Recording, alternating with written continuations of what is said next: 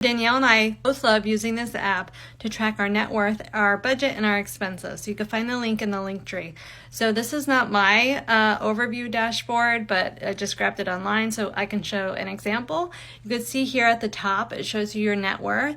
So some people start from negative, positive. Having full visibility of what that net worth is, you're able to see if you're making progress. So you log in your bank accounts, your checking accounts, you log in your investments like your 401k, any retirement accounts you have, I-bonds. You can see here they have like Fidelity, Ameritrade, even a scholarship.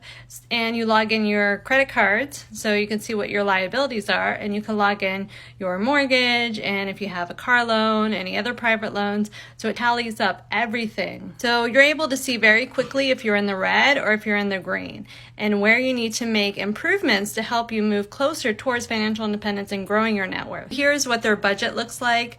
Since you log in your checking accounts and your credit cards, it's able to pull in information of where you spend your money, and it'll tally it up and put it into categories for you. You might want to go in there and edit the categories to reflect better understanding of where the money is going, either like for food, for gas. Sometimes the app might label it something strange because of the way a vendor might be cataloging their company. So you just want to make sure it matches up with the categories that you want to track. So you can put in here what your budget goal is, and then you'll see like the chart. It'll show you whether or not you're in the green or in the red. So I highly recommend that you use an app because it's really simple, it's really easy. I have it on my phone. I open it occasionally throughout the month to see whether or not we're on budget, are we making progress towards our net worth goal.